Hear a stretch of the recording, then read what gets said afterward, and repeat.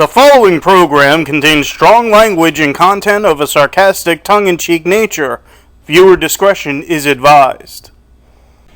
You know, what the fuck does cross the line mean? Can someone fucking explain that to me, please? Are you calling your wrestlers scabs or something? Go back to calling yourself We Are Wrestling. At least that fucking made sense.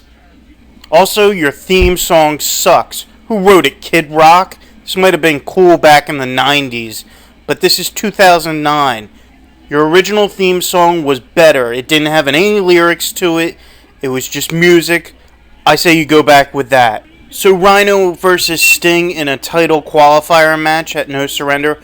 Obviously Sting is going to win this match. It's just an odd match to book, but it's a decent match and I really like the way it ends. I hope this leads to bigger things for Rhino, but they'll probably stick him back in that Jesse Neal storyline, which isn't bad, but it's not very innovative either. Kurt Angle has to reprogram Matt Morgan. What is he, a fucking computer? And honestly, what is the fucking deal with Kip James? Just fucking fire him already. He's useless. Trouble in Paradise for the Main Event Mafia. Again! Wow, they might split up. AJ Styles versus Chris Sabin. I wonder who's gonna win! Thankfully, it was a really good match. Why does Eric Young keep trying to get Hernandez into his group? The British Invasion attacked him like a month or two ago, and they're part of World Elite. What makes Eric think that Hernandez is going to join their group? That's just fucking stupid. Also, did I miss something, or does Hernandez still have his world title shot case? If he does, why the fuck is he in one of the title qualifier matches? That just doesn't really make sense to me. You want to know what Stacker 2 feels like? It feels like stalking your girlfriend and shooting up with steroids. Text your question to 542-542. Yeah, my question is, what kind of dumbass text their question instead of just getting on the fucking internet and looking it up themselves? Hey Daniels, how are you going to prepare against Samoa Joe at No Surrender? I'm gonna get drunk and drive in a car. I'm convinced that nobody tells Joe that marker tattoo on his face thing looks like a piece of shit because they're afraid he's gonna eat them. You know, call me crazy, but Joe versus Daniels feels like a really big step backwards for TNA.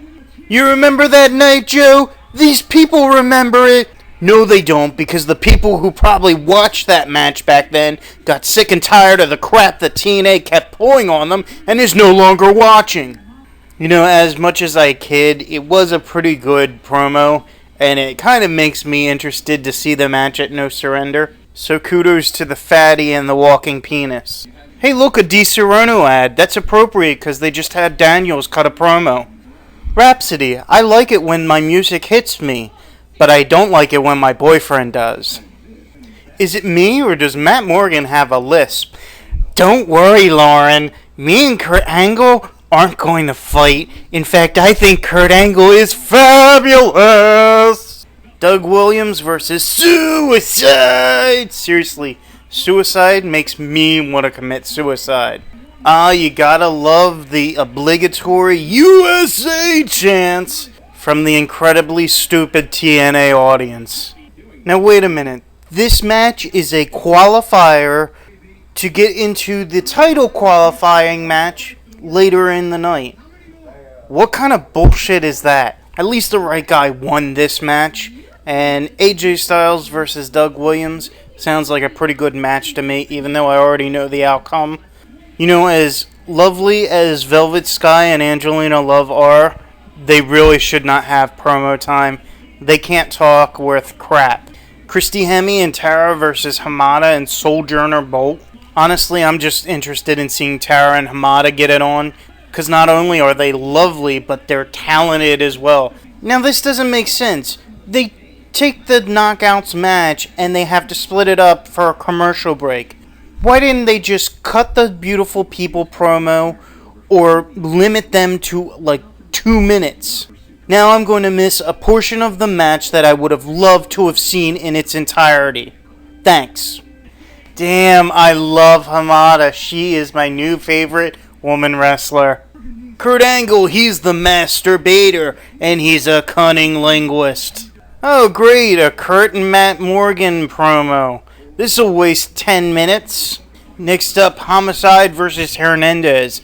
I see what they're doing. These are semi-final matches.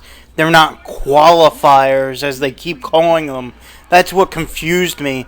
Mike Tenay needs to stop calling them fucking qualifiers. The last 2 final matches can be called qualifying matches, but these ones are not qualifiers. These are semi-final matches. Anyway, a really good match.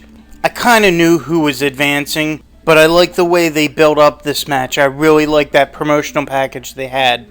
You know, I think too many wrestlers say you know during their promos. AJ Styles versus Doug Williams, really good match. The outcome was predictable, but I'm okay with that because I like who won. Sting versus Hernandez.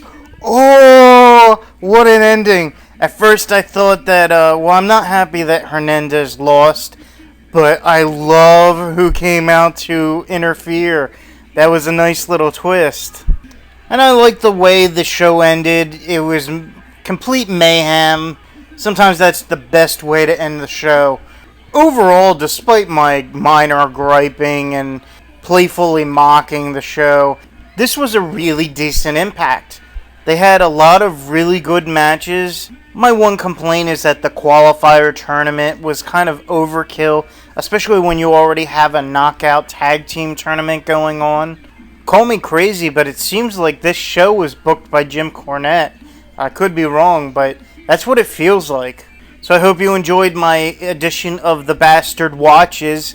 I'll definitely do it for Raw because I've got some things to say about that show. And I might make this a weekly event. But that's only if you rate, comment, and subscribe.